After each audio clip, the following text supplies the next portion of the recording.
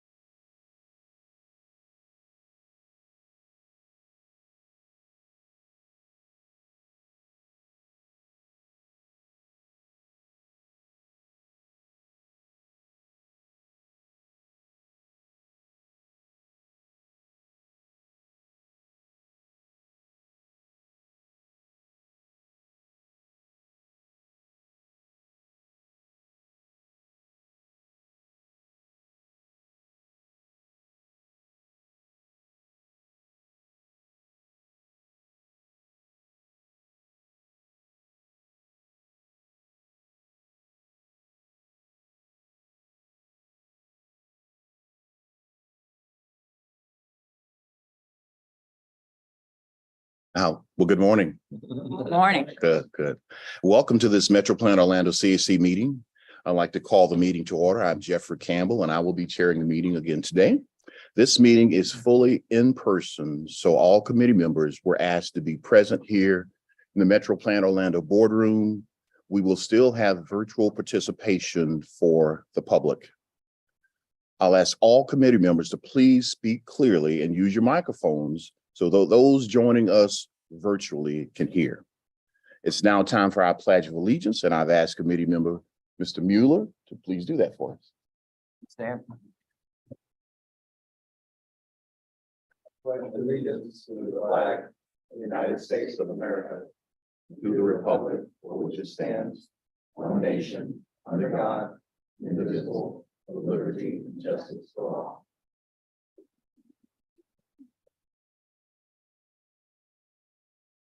Thank you, Mr. Mueller. There are two public comment points in our meetings. Members of the public who are here in person and would like to make a comment should submit a speaker card to Ms. Lisa Smith. Those attending on Zoom who want to speak can use the raise hand feature on your Zoom screen. We also accepted comments by email before the meeting. I want to start off with some bittersweet news or an announcement about a member of the Metro Plan Orlando staff whom many of us have gotten to know well over the past few years. Since our last meeting, Ms. Kathy Goldfarb has retired, and we wish her all the best. Kathy, of course, is the lady we heard from before every meeting. She pulled together our agendas and meeting packets. She patiently reminded us to RSVP to ensure that we would have a quorum. She answered our phone calls and emails, and she even greeted us when we came in. Over her more than 13 years here at Metro Plan Orlando, she has provided an untold amount of support for our boards and committees, much of it behind the scenes, especially during the pandemic when we were meeting virtually.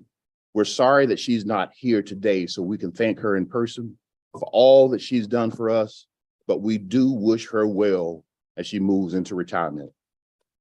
and being able to just take it a little easier and enjoy life with her family. She's certainly earned that. We have a card, and after the meeting, all of us can sign it, and we'll make sure she gets it later. So Kathy, if you're listening on the virtual side, Yeah, but if you decide to watch the video, please know how much we appreciate you. Everyone just look into one of the cameras and just say thank you to Kathy. Thank you, Kathy. Let's give her a applause.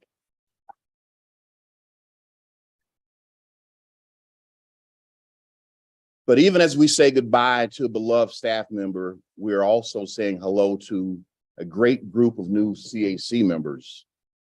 I'm happy to introduce 4 new Metro Plan Orlando Board appointees as new appointees for Osceola County and Sanford. I'd like to ask each of them to briefly introduce themselves so we can welcome them properly as well. First, Mr. Nadeem Batla. Did I say that correct? yeah, Nadine Butler, very nice to meet everybody. Excited to join the board. I'm the Osceola County rep. I live in Celebration, and my business is World Food Trucks. Remind them to turn on the Largest microphone. permanent food truck park in the country. Yeah, that's cool. Thank you, Mr. Batla. And as he mentioned, he's representing Osceola County. The red button on the bottom of your screen turns your microphone on. So All right, when it's you, blue, you turn it. It's right. blue. It's when you touch it, it'll be there we red. go. Then representing Metro Plan Orlando appointee, Mr. Mark Bolton. Good morning, I'm Mark Bolton, nice to be here. I am a retired school principal, an avid road cyclist, and I'm a 5-year transplant from San Francisco, California. So that's where my heart and soul belongs, but here too. So very nice to be here. Thank you, Mr. Bolton. Welcome. Alejandro Central Medina. Morning, everybody. Very honored to be here, be a part of this group. I am currently a paralegal over at a law firm across the street, actually, so great location. And I'm hoping to make my way into law school soon, so. Yeah, welcome. Thank you, Mr. Medina. Let's go with Miss Ashley Gus. Hi, everyone. I'm Ashley Elizabeth, I say Ashley Elizabeth Gus all the time. I'm based in East Orlando, and I am a nonprofit advocate. I work with Love Makes Me Grow. It's based in Osceola County. We create community gardens in our Osceola County schools. I'm very excited to be here, and thank you so much for adding me on. Thank you, Ms. Gus. Welcome. Mr. Vincent Pereira. Yes. Did I say that correctly? Pereira? Pereira? Pereira. It'll take me a few times.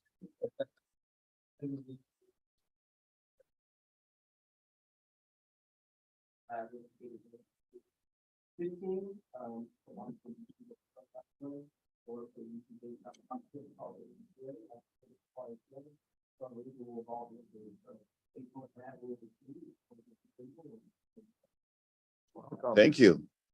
And last and certainly not least, someone who most of us know from prior service on the committee, newly appointed now from Sanford, Florida, Ms. Sarah El Badri. Hi, good morning, everybody.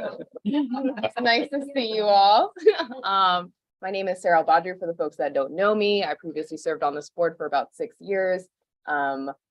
It was a wonderful time, and obviously you can't get rid of me, so I'm really glad to be back. I live in Sanford, Florida. Professionally, I work for Congressman Maxwell Frost as his Deputy District Director. We're in the district, so I'm really glad to serve here and continue serving with Metro Plan. Very good. Thank you, Ms. El Badri. Welcome back. Welcome to all of us. Well, thank you, everybody. All right, moving along.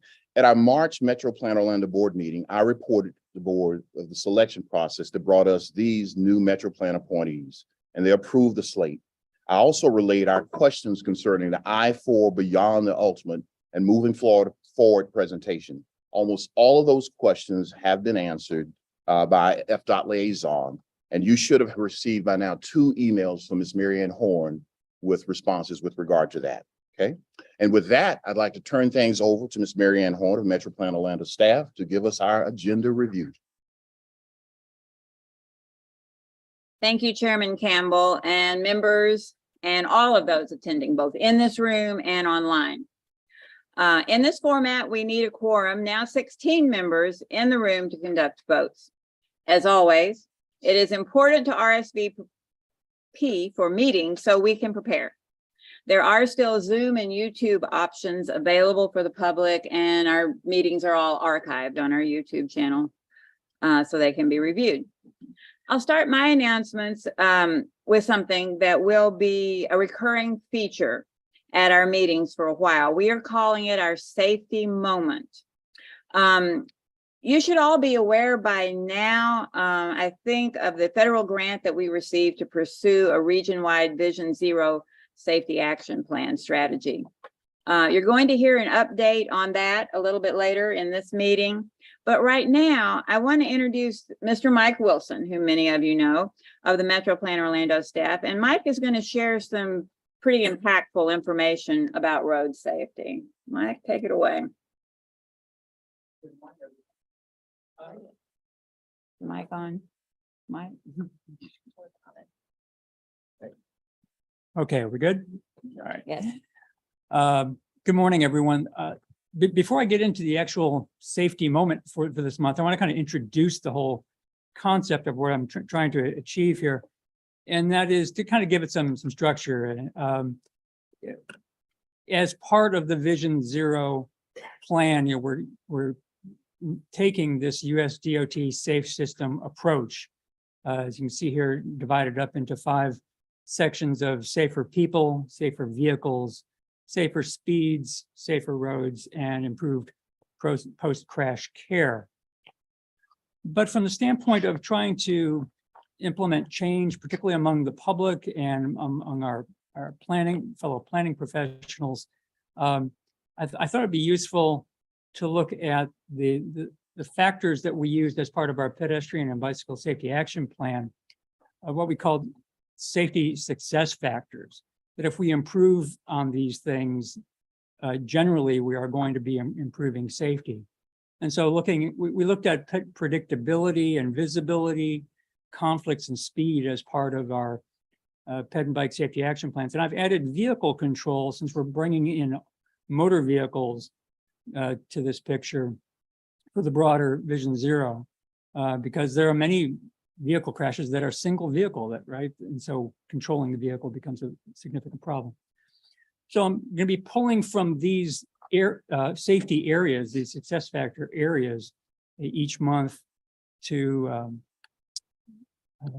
present on. And that way we kind of work our way around the wheel and make sure that we don't miss on important factors that we should be addressing. So the next slide here will be a video from Victoria, Australia. And this was done probably 10 years ago. I should warn you that, in other countries, when they do PSAs, they tend to have a little higher impact. They can be a little more graphic in what they present. And so you will see that at play here. And also because it's metric, I've put a little handy conversion chart for you there on the side. Just a one minute PSA here that's showing you the importance of speed. Our job is to reconstruct serious crashes and get evidence that may be used in court. Now, this young woman landed here with serious head injuries. Following the huge force that threw her over 6 metres on the impact here, we can work out she was hit at 32 kilometres per hour by analysing the car and these tyre marks. So he started braking here and first saw it when he was travelling at 65. But let's change one small thing. Now he's doing 60 when he sees her. And this time he hits her at only 5 kilometres per hour. She'd just have a bruised leg. And we'd never have been called to this incident.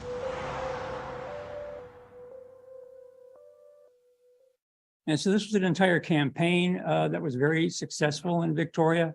And so you can imagine only a 3 mile per hour difference having that much of a difference on the literally the impact side. speaking to the real importance of managing speed and why we've done recently completed that speed management network, which we will then be folding into our Vision Zero plan. So that's it for this month, and we'll have another one for you next time.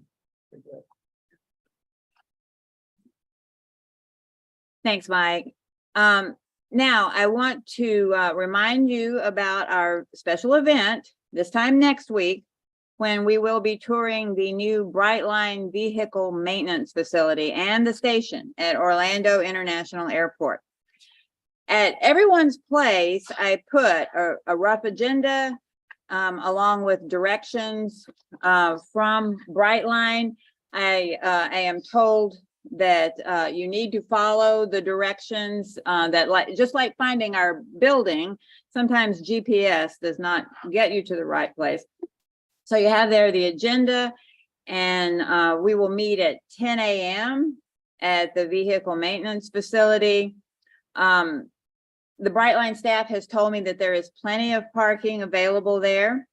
We will have a presentation and a guided tour that should last about an hour total over there. Those of you who are pressed for time, you can leave at that point very easily. And those who wish to continue for a tour of the Brightline station, we can travel up there by car. There should be enough parking. But it still might be a good idea for us to carpool if, over there, if that makes sense. We'll check with the Brightline staff at the time when we all show up and see how many vehicles we have. Right now I have about 16 RSVPs from committee members. Actually, no one has told me that they aren't going. But if you haven't yet responded, please let me know if you're going to be able to join us for this. And if you're not going to be able to go, if you would just leave, and you're not going, just leave the packet at your places, because we have some staff who are also going to go, so we'll pass those along. And I can email these out to those of you who are going as well. So I think you'll find this really interesting. This has been one of Chairman Campbell's objectives to get us over there to view that, and everyone who has seen it says it's amazing. But do let me know. And we will start on time. So allow yourself plenty of time to find the place and follow the Brightline directions. Finally, I want to add my best wishes to Kathy Goldfarb on her retirement. She has been a constant help to me as I have worked with CAC. And then I want to pivot to another piece of staff news.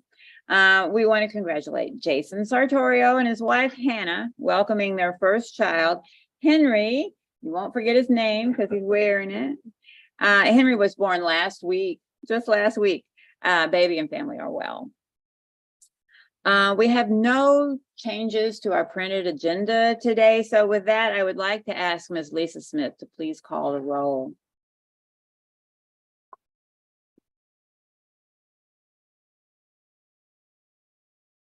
Battler, Bobinger, Here. Bolton, Bosley, Present. Buttery, Campbell, Present. Centron Medina, Coleman, Cologne, Council, Davis, El Badri, Present. Gus, Henry, Lopez, Masso, Here. Mormon, Here. Mott, Present. Mueller, Present. Niesman, Present. O'Hanlon, Here. Pereira, Peters, Present. Pigram, Pizzo, Present. Rumpf, Salas, Shaw, Sabilla,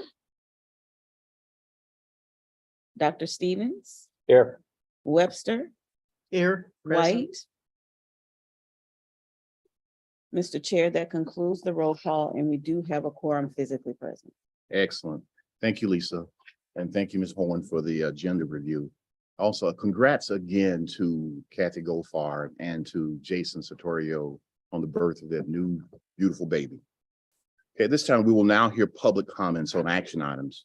Do we have anyone present who'd like to speak to action items? If so, please use the raise hand function on your screen or press *9 on your phone keypad. When we call your name, the host will unmute your microphone. You will see a button pop up that says the host would like to unmute you. Accept the prompt to activate your microphone. We ask that you provide your name and address for the record, and please hold your comments to 2 minutes. Are there any comments? Do we have any people present in the boardroom who'd like to make a comment? I have not received any requests. Were there any written comments submitted before the meeting? Mr. Chair, we did not receive any written comments before the meeting. All right, we'll move on. We only have one action item today, which is the approval of our minutes from our last meeting. While we are not voting on any TIP amendments, there is a TIP modification that's included in your information items. Modifications do not require board approval. For the minutes, I'll ask for a motion and a second and have room for discussion if there's any. So at this point, I'll ask for a motion to approve our minutes. So move. We have a motion. Second, RJ. And we have a second. Any discussion, any questions? For that, we'll call for the vote. All in favor? Aye. Any opposes? Hearing none, motion carries. Thank you so much. Today, we have 3 presentations. If you have a question for the presenter, please stand your name plate on the end. For our new members, simply do that. Ms. Elbadri, I know you invented that, so you know that. And we will allow you to ask your question after the presentation is done. Our first presentation is an update on the region's application for the Federal Safe Streets and Roads for All grant. Ms. Taylor Laurent from Metro Plan Orlando staff will give us our update. Ms. Laurent, you have our attention. Thank you, Chairman Campbell. So good morning, everyone. Again, I'm Taylor Laurent. I'm going to be giving you a quick update on our Safe Streets and Roads for All federal grant award. And I'll work in a little more backstory for our new members, so we're all on the same page as we go forward. So earlier this year, we received some excellent news that we received nearly $3.8 million as part of the Safe Streets and Roads for All grant program. And actually at our last Metro Plan Orlando board meeting, our executive director, Mr. Gary Hutman, announced that Metro Plan Orlando will also be covering the 20% local match requirement. So we won't be requesting a 20% match from any of our participating partners. Metro Plan Orlando will shoulder those costs. A little more good news to share along. And then when it comes to the progress we've been making since our last meeting, we have been hard at work at developing our project management plan so we can successfully develop and implement 23 Vision Zero action plans across the region. So that would be 1 regional plan, 3 county plans, and 19 local or town plans. That's going to be a lot of work all happening consecutively at the same time. We're spending the time and effort to get organized now so we can move forward quickly and efficiently and effectively once the work gets started. In order to get started, that's where our grant agreement comes in. So the grant agreement is going to be the document that makes us eligible to receive those funds and also serves as that contractual notice to proceed. So that's our start button. We met with USDOT and FHWA yesterday to go through the grant agreement itself, along with several other recipients throughout the state of Florida, to kind of make sure we're dotting our I's and crossing our T's correctly as we're putting this contractual document together. We are well underway with putting that first draft together, and we're expecting to get that into the federal review process and get that first submission in within the next several weeks. We've also been working with our local partners to establish a local champion or a project manager from each of our participating agencies and jurisdictions to who's going to work hand in hand with us as we develop these Vision Zero action plans. That deadline to get that full list is tomorrow. So after that, we'll be able to put the finishing touches on our project management plan and ideally come back to you in June or July of this year to share that Vision Zero action plan process with you and share all the details, our plan moving forward, and really get ready to get started. So as we're getting closer and closer to that start date, we're going to be implementing some of those recommendations we have in our project management plan starting now. So we're going to be creating 2 points of contact. So I'll be stepping into a grant management and coordination role as we move forward with the implementation of this grant. And Mike Wilson will be implementing and developing our Vision Zero safety action plans. So if you have any questions, you can reach out to either or both of us. We'll make sure that you get the information that you need. So thank you very much for your time this morning, and I am available to answer any questions if you have them now. Thank you for that, Ms. Loren. Okay. To our new members, I mentioned that we'll just turn our cards up if you have questions for the presenter. And the way I'll conduct this is go around one side and make sure we address all the questions there. Then we'll go to the other side to keep things flowing smoothly. Okay, so if you got questions, put your cards up. We'll start right here with our Vice Chairman, Dr. Stevens. Thank you, Mr. Chair. I'm curious, Taylor, you mentioned that there were 19 local municipalities. You said there were, the one regional plan, the 3 county plans, and then 19 local plans. I'm just wondering who's missing out of that. There are basically 22 municipalities. There are a few that are being wrapped up directly into the regional plan itself. I think that's Bay Lake, Lake Buena Vista, generally in that area. There we go. Thank you. Just curious. Yes, about we're some. making Thank sure we have full coverage no matter what. It's just who gets a separate title page and separate cover page. Mr. Batler? So it's $3.79 million for safety improvements. Do we have a list of exactly what those improvements are going to be? What will that entail? So this is a safety action plan grant. So this is more of the planning effort to identify those projects, programs, and strategies that could be implemented to improve safety throughout the 3-county region. So I have some preliminary information. So could you pull up that additional slide? Is the hidden one? Okay, I can follow up with you directly after the meeting, but we're going to be including, we have a preliminary scope of what all will be included as part of this action plan effort. And the next step after the action plan is completed would be applying for implementation grant funding. So with each of our jurisdictions having their own individual action plan adopted by their agency, that will make each of our participating jurisdictions eligible to lead an application and apply directly for that implementation grant funding in the future. Do we know what the amount for the implementation grant could be up to? That could change depending on the program funding per year. At the moment, a implementation grant, you can apply for up to $20 million per application.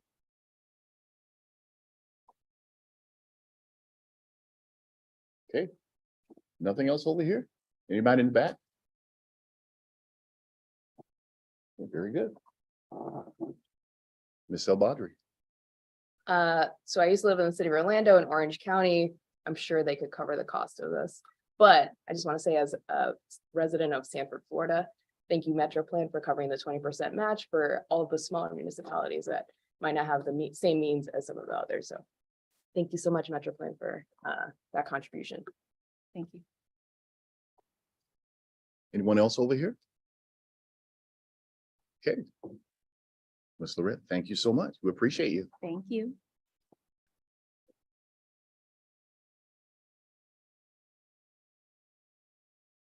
Next, we will have a presentation from Ms. Emily Hanna from Bike Walk Central Florida, who will provide the annual report for the Best Foot Forward presentation safety program.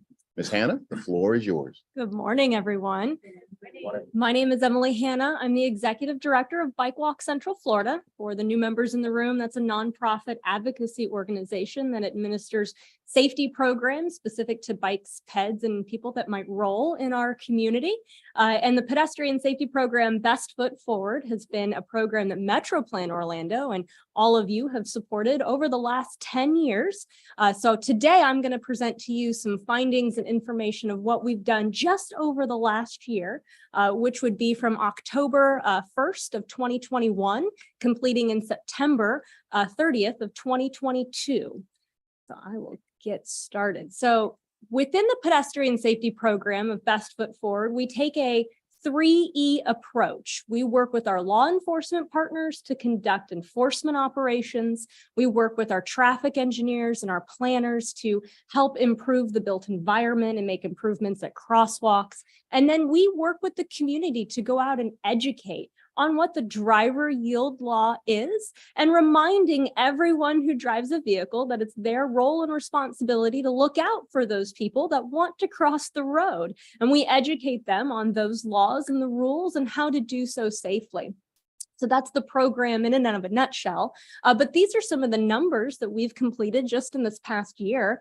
So we conduct quarterly enforcement operations with our 11 law enforcement partner agencies. Actually, this week we kicked off our Operation Best Foot Forward. So hopefully you'll see us out in your community and on the news. We partner with the media quite frequently to share our safety message, but we do those quarterly in the region. Those details, that's the number of crosswalks that we specifically have enforcement operations at. Sometimes our law enforcement agencies like Orange County and Osceola County have larger forces, so they can conduct and do more frequent in details or do more of those enforcements at additional crosswalks.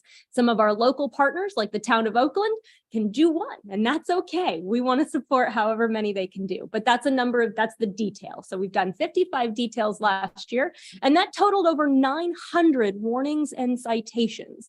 Now, I like to say that's just not 900 people that were educated on the driver yield law, because they told someone, maybe their family, or put it on social media. So I like to think that the number of people that were educated of the driver yield law was greater than 900.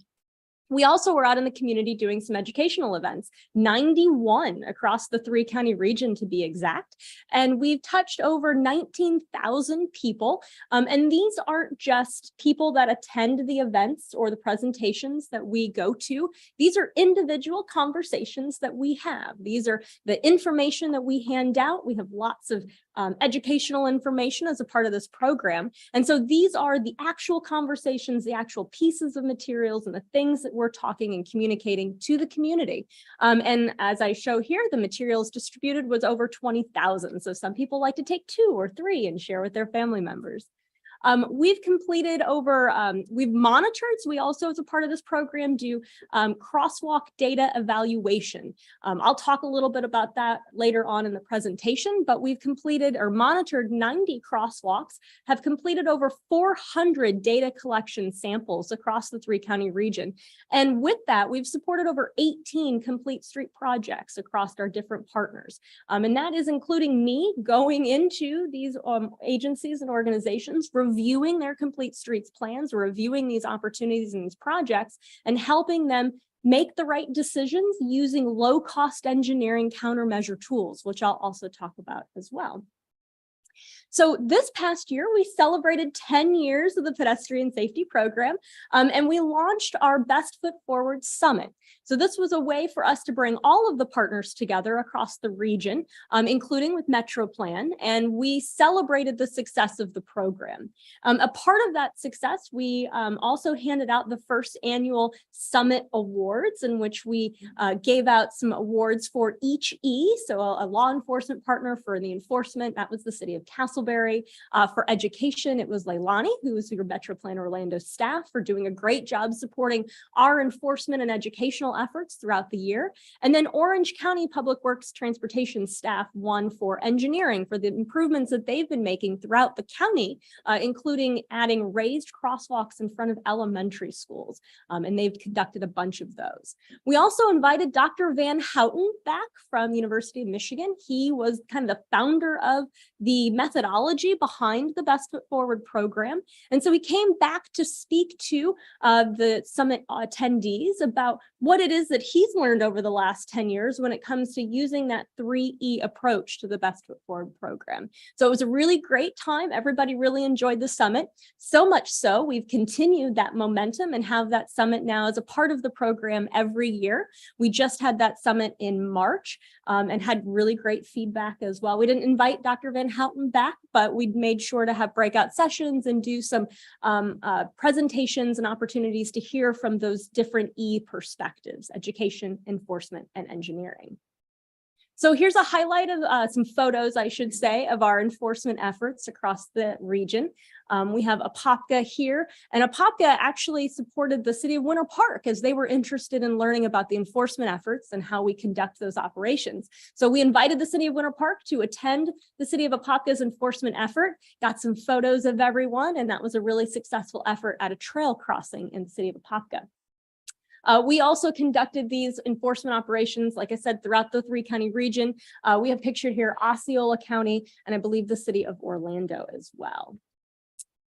And our law enforcement partners really enjoy participating in these. One, because we help them organize these enforcement efforts, but we also give them literature. So every single time they pull a driver over, they're given a tear sheet that explains why we need to have these enforcement efforts, what the driver yield law is, and not just in words, we actually have pictures of how to abide by that driver yield law.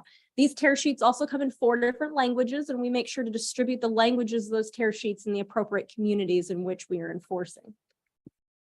Here's a highlight of some of our educational efforts. We go out with our giant yellow tent. You can't miss us if we're out at an event. And we talk to different members of the community. And what's really great about our educational efforts across the region is we have these conversations with community members, and they tell us about places that are dangerous for them to cross, or I wish we could do this, or I wish we could do that. And we take those stories, and we write them down in what we call our outreach recaps, and we provide those to our traffic engineers and our law enforcement partners and the educators, the PIOs within our communities. And we tell them about these stories. One story I like to tell, and this is a couple years ago, and kudos to Osceola County for this, was a woman came up to us in a wheelchair, and she has MS, and she could not reach the push button. So she had to use her forehead. And we heard about her story, and we found out, we said, okay, where's your route? And we worked with Osceola County, got that information back to them, and they added push button extenders to all of the push buttons along her route to get to the grocery store and other amenities that she needed. And that's a success. And that's the type of stories and why that anecdotal information from our educational outreach events is so critical to improving just the lives of even one person. But we have no idea the impact that we made by adding those push buttons, or as Osceola County added those push buttons to their community. So here's a map of all the crosswalks that we monitored last year across the 3-county region. The average driver yield rate, so that's the number of drivers that stop and let somebody cross the road that has intent to cross at a crosswalk, is about 46%. So it's a little less than half of the drivers in Central Florida. And most of them, when they are pulled over in an enforcement operation, they say, I didn't know that was the law. So that's part of the reason why education is a really big part of this program. We also try and support, and here's the accessible push buttons that Osceola County had added for this one woman. But these engineering improvements happen, and they're very low cost. We want to make sure that what we're promoting is not rebuilding a roadway. We can't ask for that. Our partners already have limited funds and asked to do so much. What we do try to do is identify striping and signage opportunities for our partners to add into their maintenance and operation costs that they can easily go out and enhance these crosswalks. Oftentimes, it just takes a little bit of striping, just takes a sign or two to really overemphasize that someone wants to cross the road there. That's a legal crossing, and to remind drivers that it's their job and responsibility to stop and let that person that's there cross the road. So City of Orlando at Michigan and Cayman Way added some curb bulb outs. They painted the curb, made it a little bit larger, so that way the crossing distance is a little bit smaller for a pedestrian. They also added a pedestrian refuge island, meaning that through a divided roadway, the pedestrian had a safe place to wait for the other side of traffic to continue. They also changed out some of their pedestrian signs to a bright green fluorescent color instead of the muted yellow we sometimes see. Florida sun is not kind to our signage on our roadways. They also added stop bar and additional stop here for pedestrian signage so that the driver understood where they needed to stop their vehicle. Sometimes we often see drivers stop in the crosswalk because they think that's where they need to put their tires, but that's not safe for anyone that's trying to cross the road. So by indicating such as putting stop bars, or if you see triangles, those are sharp teeth, those indicate where the driver needs to stop and yield or let that person cross. Another great example, and this hails from the city of Castleberry, is a gateway treatment that was installed. This is not your typical gateway treatment where you're like, welcome to the city. No, this is a gateway treatment where we add what we call paddle signs to the middle and the sides of the road that visually narrow that road and bring really a great attention to the crosswalk that's here. This was an elementary school crossing that without a crossing guard has a yield rate of 36%. So 1 out of 3 cars are essentially stopping for people that are trying to cross here. And we like to think about, for our elementary school kids, what if they are late to school? What if they're in an extracurricular activity? There is no crossing guard there to help them cross. So it's really important that even without a crossing guard, we remind everyone in the community that they have to stop and let anybody cross the road.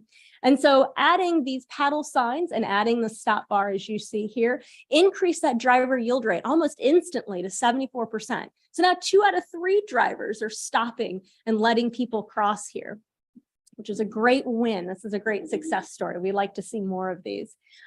Big shout out to the city of Kissimmee. They went in and added some rectangular rapid flashing beacons, those on-demand flashers that you see in the community. And they added those at specific trail crossings throughout their city.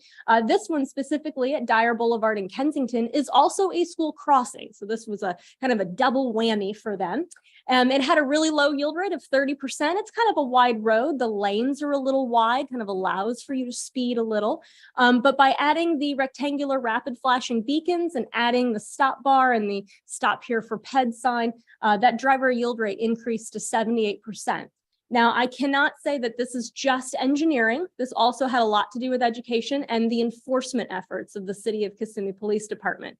They have been out enforcing this crosswalk at least once or twice a year. And so those enforcement efforts, coupled with the engineering and education, have paid off for them in a big way at that location. We also supported a couple additional projects. City of Castleberry completed a Winter Park Drive complete street study that was actually supported by Metroplan Orlando. So we were a part of that as a stakeholder and made recommendations from the data that we collected on Winter Park Drive. In addition, we were a part of the 10th Street Complete Street Study, again supported by Metroplan, helping to improve bicycle and pedestrian facilities along the entire stretch of 10th Street, which has different contexts and has different types of residents that use that facility. So we were able to provide not only our educational anecdotal information, but the data that we collected on 10th Street as well. We also got reached out from a lady named Marcia. She is a blind individual that lives in Edgewater Drive. And she was very concerned about crossing Smith and Princeton in that area. And so we actually got involved with the city of Orlando, made the connection. She's a big part of Lighthouse Central Florida, which is the advocates for those that are sight impaired. And we actually did a site visit with her. We went out and experienced what she was experiencing. And the city of Orlando is hard at work making those improvements for her so that she can walk to the places that she needs to go in this area. In addition, some of the projects that are happening throughout our region are done by consultants, and some of those consultants do reach out to us on occasion. So we do participate in road safety audits from the bike ped and rollable perspective. And so we participated in one of those safety audits in Kissimmee. Some other updates outside of what we do with the pedestrian safety program Best Foot Forward. And these are just things that Bike Walk Central Florida, the nonprofit, does, and you'll hopefully get to see throughout the year, is Bike 5 Cities. So this is our signature fundraising event and our only cycling event we really put on every year. And it is partnered with the city of Orlando, Maitland, Winter Park, Eatonville, and Castleberry. It's a 30-mile route that we've created to help show people that they can ride their bike from city to city without having to get in their car, without on trails, and without necessarily having to put their life at risk on major roadways to get to these different cities. This past year, we actually extended that opportunity and created a 5-mile route and an 11-mile route because 30 miles, let's be honest, is a little daunting. So now we have Bike 5 miles, 5 parks, and 5 cities. That event is taking place this year, October 14th. So we hope that you can join us. We are going to open registration in the next few weeks. So more information will be up on our website. We also launched last year a program called the Healthy West Orange Trails Connection. This is actually funded through the Foundation for a Healthier West Orange and the West Orange Healthcare District, where we promote, enhance, and activate not only the West Orange Trail, but those connections to those communities within West Orange County. We've taken existing condition health data and identified areas of improvement within that health data. That includes blood pressure, heart rate, and things of that nature, where we're going to try to do some education, try to do some trail etiquette, try to improve some of those connections in West Orange County. And then 5 years from now, we're going to go back and test that health data again and see if we made some improvements by encouraging that community to get on 2 wheels or their 2 feet, to get out into their community and get some of those goods and services instead of getting in their car. One of the last things that we did last year was work with Dr. Phillips in the Packing District. That is a new 100-acre redevelopment effort that's occurring in Northwest Orlando, right outside of College Park. And we actually worked with a consultant to identify some trail connections through that Packing District. They asked us to look at the district specifically, and then we said, well, how can we connect the district to the rest of the region? And we were able to identify routes that actually connected the Packing District not only to downtown Orlando, Ivanhoe Village, Creative Village, downtown UCF, and College Park and Edgewater Drive, but also to the west, to Pine Hills and to the Coast to Coast Trail, which is a huge opportunity, not only for tourism, but for economic development and supporting those in Pine Hills that have to walk and bike for transportation. We also did some bike safety rodeos and bike events throughout the community. We're often asked to be supporters of some of the other partners that we work with, like FDOT, Rethink Your Commute, among many others. In so much so that during City of Orlando's Bike to Work Day, we actually won an award, and one of our educators won the Florida Educator of the Year from the Florida Bicycle Association. So we have really been out in the community. And last but not least, I cannot stress enough how important the work of our board is. So our board members clocked over 370 hours of donated time this past year. We also received the highest honor on the nonprofit watchdog website, Candid. We have platinum status now, which is awesome. That's not the only platinum status we received last year. Or I should say early this year, we received platinum bicycle friendly business status as well. And we hope to continue by working with local businesses to have a bicycle friendly business designation. So if one of your businesses is interested, or if you know of a community that is interested, please let us know. We are happy to help. And as just an aside, thank you again for all your support of everything that we do at Bike Walk Central Florida. Without your advocacy and without your support, MetroPlan Orlando specifically, we wouldn't be able to have the impact on the community that we have. So I wholeheartedly thank all of you for all the work that you do, and I'm happy to answer any questions that you might have. Well, Ms. Hannah, thank you. Excellent presentation as always. Thank you. And thank you for making our streets safer and showing us access to different municipalities where we can go, for example, from municipality to municipality on our bicycle safely. I was talking to a committee member earlier today, and he was sharing how he had been hit on his bicycle and spent a month and a half in the hospital. Now, it wasn't one of our local municipalities. If that member wants to share that, they can share that. But question for you, how do you get other partners on board? How do you get other municipalities to become part of what's going on with this? So there is a funding component to the work that we do. And unfortunately, I do have to get some kind of recoupment of our resources and the costs that we have. And so I have a scope of services essentially that I go out and I ask the municipality to fund through a grant. And typically I make a presentation to the commission. If the commission wants our program and wants to fund us through grant funding, they find the money in their budget to do so. We work out a grant agreement and they get started into the program. Good job. Thank you. Okay, let's start this way this time.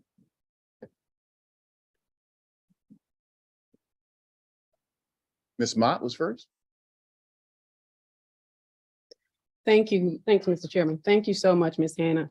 Extraordinary presentation. And I can tell you, it's extremely refreshing for me to hear all the work that you all have done and just to see, with the anecdotal input that you all received, to see it come into fruition with something as simple as, just like the lady, Miss Marshall, the visually challenged lady, to know that she was struggling at that degree, and then they solved the problem. So it's great to see things like that. And also it would actually, I think, would be a good way for the community to look at it and look at that as saying, hey, we see that when we express a concern, they resolve the issue. So I think that'll be a great idea for them to like see that just because we're putting in the input and it actually delivers into something successful. Just curious though, and I know I'm kind of like waffling a little bit, just curious.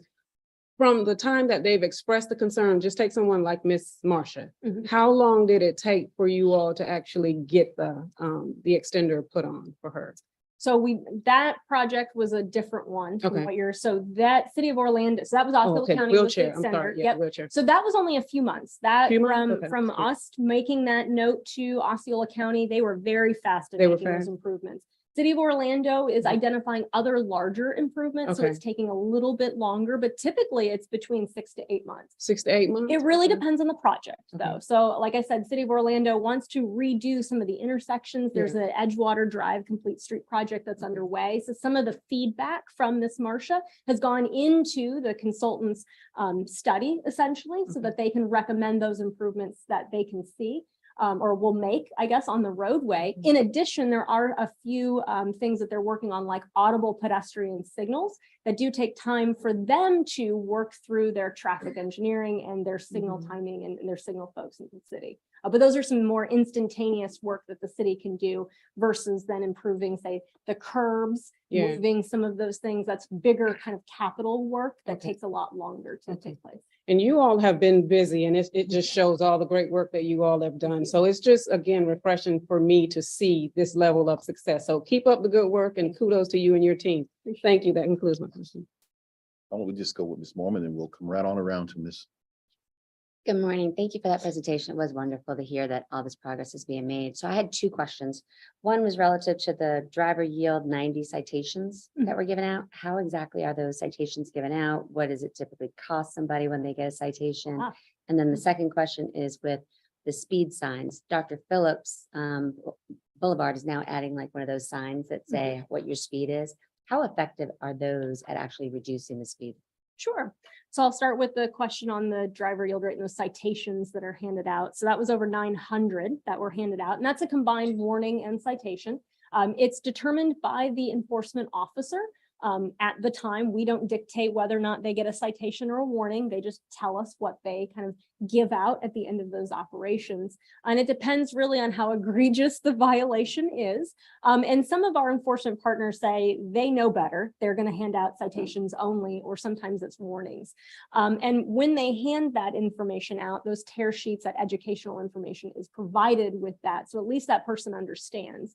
Now, if they do get a citation, it's a $164 ticket and it's 3 points on their license. So it's a big offense. So that sometimes our enforcement partners like Castleberry, for example, will do a warning phase and then they'll come back the next day and everybody gets a citation.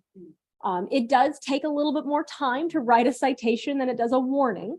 So from an educational perspective for the drivers, the enforcement partners can kind of give a warning, let them go, get another violator, and we can do a little bit more warnings issued during the time of our enforcement detail versus citations. But like I said, we don't dictate either way. We let those enforcement partners make that call. Regarding the speed feedback signs, the ones that tell you your speed, we've had varying, that's not necessarily a part of some of the crosswalk feedback or the crosswalk countermeasures that we use within the program, because that's more based on speed of the entire length of roadway. And we're just trying to identify and improve a specific crossing location. But anecdotally, they do work in certain communities on certain speeds in certain contexts, like neighborhood streets, downtowns. Where they don't work are larger roadways where there's multiple lanes and say the speed limit is 45, but the design speed of the facility might be 60. No one's really going to look at that. And there are anecdotal information from our law enforcement partners about showing that it doesn't really make a difference. We actually have to do some engineering improvements to get them to actually slow down. Ms. Rump. Yes, thank you, Chairman. Good morning. A great presentation, Emily. I live in the Pine Hills area, and I want to thank our Best Foot Forward for coming and support several of the Pine Hills Community Event, our National Night Out. Yep. And also with our parade, you were a vendor at our Christmas parade. Mhm. So thank you very much for coming out and doing the education component in that Pine Hills area. I do have two questions. There's occasionally where the crosswalk signs is down, someone has ran into those signs. Who is the point of contact person to report those signs down? So for Orange County, that's a 311. And Okay. so you just let them know and they will go out and they fix it right away. That is what Orange County has instructed our data collectors to do too. So when we find that there are signs down around Orange County, that's what we do is submit those work orders through 311. That's a communication between you and 311, because I did that with 311.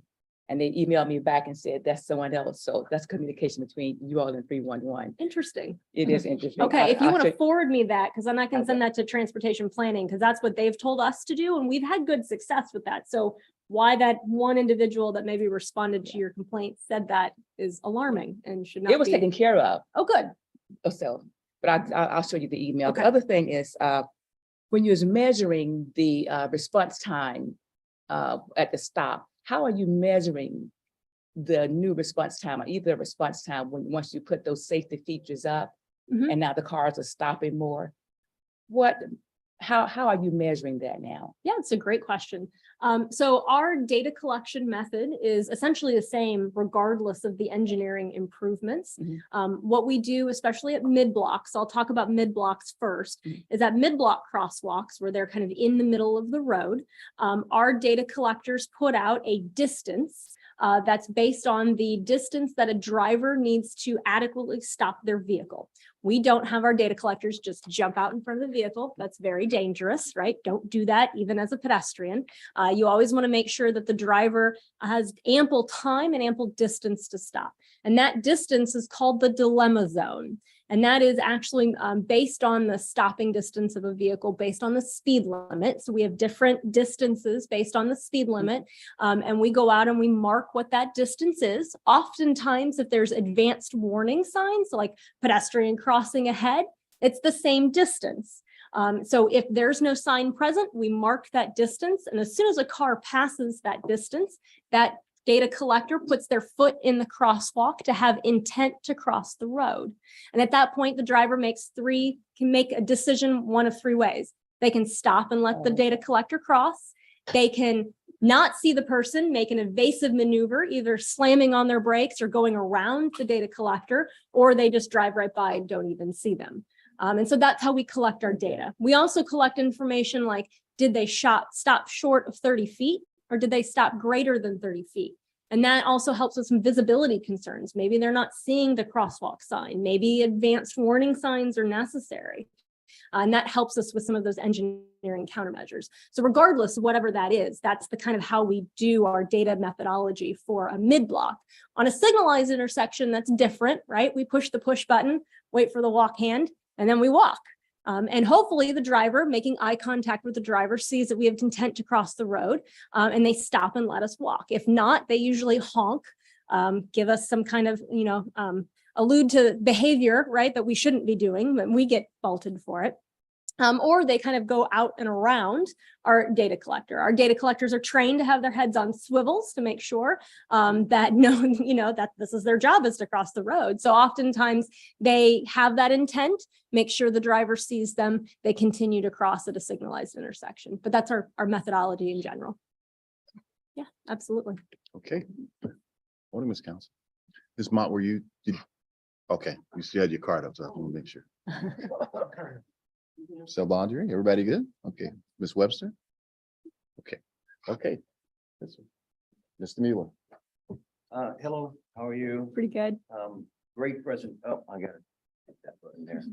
Great presentation, really enjoyed it a lot, and I don't really have any questions per se, well, actually just one, but I'm from the UCF area. I think you might already know that. And it was great seeing you the other day. I can't believe I'm seeing you twice in like a week. So that's great. And I have done the bike 5 of the cities, and I got lost halfway in. So I had to do my own route somehow. So that was pretty interesting. But sorry. we're a gold at UCF. We're gold. We're bronze, Mhm. bronze designation, bike friendly university. We want to get to silver this year or maybe next year. And the biggest component that that our challenge is education. And I think that probably you can help with that. And I'm speaking about UCF specifically, but this probably resonates with everyone here. Education is really a hard component to overcome. You can get the infrastructure working, and you get everyone geared up and on that roll, which I think we are there, but it's the education part that we need some help with. So I think you know, whatever we can do to get you to help us with that would be really great. And at UCF specifically, the key is the students, the SGA. That's where the education is going to be the most valuable, I think. So we'll be talking more, and I appreciate your presentation, and nice to formally meet you here. So thank you. Thank you. Ms. Passad, you're recognized. Hi there, great presentation. So exciting to see so many different physically active events and things that you're doing. In fact, I would love to learn more about Bike 5. I can't wait to sign up. I use the trails a lot. And from a business owner perspective, as well as a citizen, how can we help spread the word?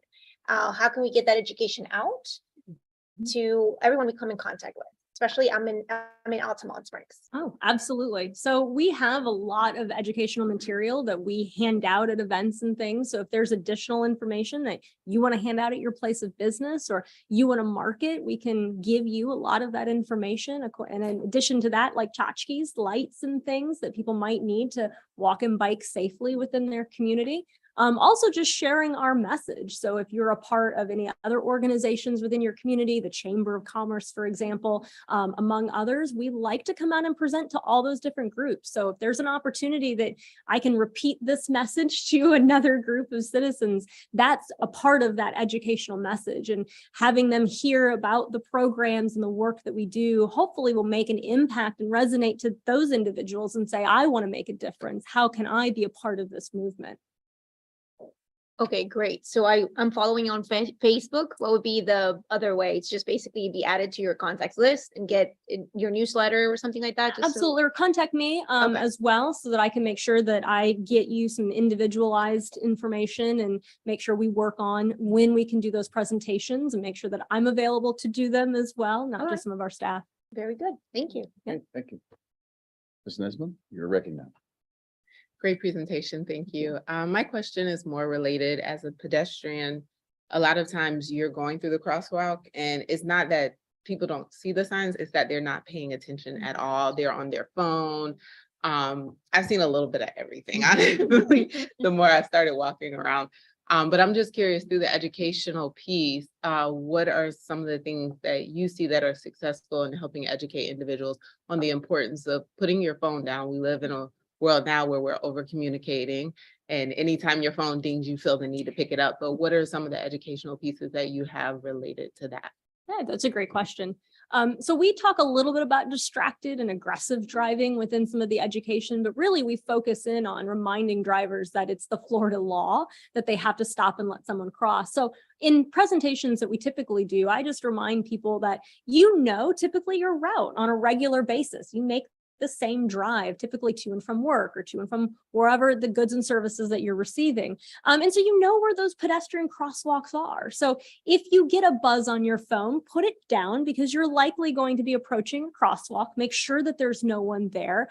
And what I like to remind people is that on certain phones nowadays, they have an opportunity for you to be in like the do not disturb mode when you're in your car, and it's automatic. Actually, I just got a new iPhone and it was an automatic setting. I didn't even have to put it on. It was already there.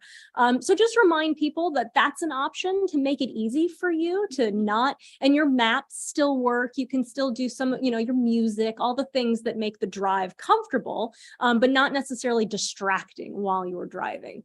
So I often try to humanize that experience and remind them, almost similar to Mike Wilson's video that he showed earlier, that you don't want to be the person that strikes someone in a crosswalk.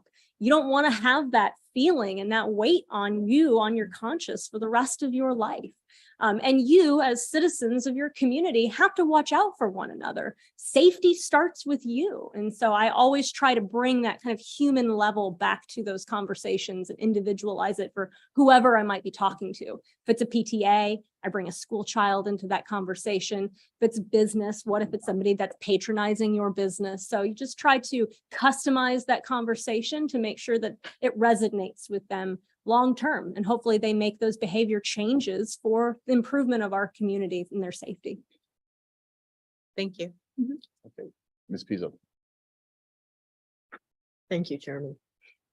Excellent presentation. Thank you, Emily. I have a quick question. Going back to your West Orange health evaluation, you're going to wait 5 years to revisit the data. Correct. Revisit the data. Yes. Why that long? So the grant is for 5 years, and that's what we've decided. That would be a good test to see. We're not really going to see some of those health changes maybe move over a year or two. We're likely going to see them move over a longer period of time. It also allows us the opportunity to get our working groups within that coalition started. We have 4 working groups within that project: design and connections, so identifying connections in West Orange County, and creating design standards for our municipalities on how private development can treat the trail and help build some of these connections. We also have a safety working group that goes out and does safety audits along the existing trail network now, identifying where maybe there's some landscaping that's blocking certain signage, or maybe there's a crosswalk that needs to be restriped. And we disseminate that information out to the different community partners like law enforcement, parks and rec, transportation engineering, to improve the built environment from the safety perspective. We also have an enhance and restore, where we go out and try to improve the amenities and assets along the existing infrastructure within West Orange County. So this could be planting bushes and things along the trail, additional trees. It could be doing a mural, it could be doing cleanups and things of that nature. And then the last is our communications and events committee, where we talk about trail etiquette. And trail etiquette is incredibly important, reminding people that are pedestrians to listen for the bell for bicyclists that are coming up on their left, and reminding bicyclists to call out that you're riding on their left. Reminding people that walk their dogs maybe to shorten up those leashes, especially during busy times of the trail or when you're out in the community. So really working on that educational message on trail etiquette and how to share those spaces with everyone. One of the signature events that comes out of that every year is the Take Over the Trails Day, where we set up multiple vendors along the West Orange Trail right now. That's the signature trail within West Orange County. And we have all of our community partners out there, all the municipalities, the county, and all of FDOT, and a lot of the support comes out, and we hand out educational materials and help support active mobility and active transportation within West Orange County. So we're just getting those all started. So we wanted to give ourselves a few years to see some physical improvements, get the educational message out there before we go back and test that data in 5 years. It's a great question. Okay, Mr. O'Hanlon, you're recognized. Thank you. Thank you, Emily, for your excitement on this unbelievably important issue. Thank you. Metroplan and others, for some of you new folks, may not be aware of this, been working on this for decades. Basically, when we became first place for number of pedestrian deaths. Okay, so this has been a very high priority issue here. But through your efforts, Metroplan's efforts, your staff efforts, we lost the designation of being number 1. And this is the type of dedicated efforts it takes to save pedestrians, and the results work. We lost number 1 position, which is phenomenal. 2 quick items. One, those high intensity beacons for the drivers, they work great. Around the area, I'm noticing there are pedestrian crossings and there's a sign there and they blink all the time. We've got to get rid of those. Because the unfortunate thing is they desensitize the drivers because they say, oh yeah, it's all here, everything. But the sign is meaningless because we have no idea if there's anybody going to be there. So they actually defeat the purpose. And then it starts getting into, okay, well, these high intensity ones, are there really going to be people here? So we got to figure out how to get rid of those signs. And I love those paddle signs Because here we discussed a lot of reason why people drive certain speeds. If the road is designed for 50, if you put a 30-mile-an-hour speed limit, it doesn't matter, they're still gonna drive 50. But when you put those paddle signs and you constrict, these are road constrictors, it slows everybody down. So they are phenomenal. The more of those we can get at these crossings, the better. But thank you for your excitement and your good work. Thank you.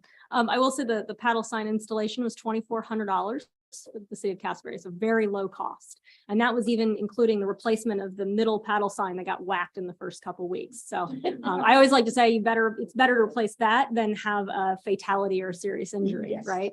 And then to the wigwags, those signs, the continuous flashing signs, those communities that do have those where we do monitor the data, we are requesting to kind of slowly remove those and integrate the on-demand flashers so that cars are more tentative to that location. But you're absolutely correct. You do somewhat desensitize to those once you see them on your daily drive over and over and over again. So great points. Okay. Thank you. Ms. White in the back. Great to see you, Emily. It's been a pleasure seeing your excitement grow from the city of Castleberry Thank you. until now. And I will see you at Bike 5 Cities again for the 30 miles. Following Cycling Savvy, I think I have become the trail etiquette police in Seminole County. If you have not taken Cycling Savvy or you do not follow my instructions, you cannot ride with me. It drives me crazy. A new pedestrian, well, they're not pedestrians, they're not cyclists. I'm going to call them scooterists. The folks with the scooters. I have not seen any education towards them because they're not following the rules of drivers. They're not quite cyclists. And I'm talking about the electric scooters. That's becoming a problem for me as a pedestrian, a driver, and a cyclist. Is there any education for the scooterists? So that's a great question. And that is something that we are working on, is what's that education component to those that hop on those scooters? Because oftentimes they get on them fleetingly, right? They're in certain locations like downtown Orlando. They're not going to be a scooterist all the time, right? They're just going to hop on it for that micromobility option at that point. It does depend on where they're located. If they're on the sidewalk, they have to obey some of those pedestrian rules. If they're on the road, they have to obey those rules like they are a vehicle, same thing. So it really just depends. And that educational message is missing in a large component from that. But I will say in the City of Orlando's RFP process, when they identified the micromobility providers for downtown Orlando specifically, they requested that they work with Bike Walk Central Florida on helping do some education. Some of them have educational messages when you log in and rent those scooters, but not all of them have that.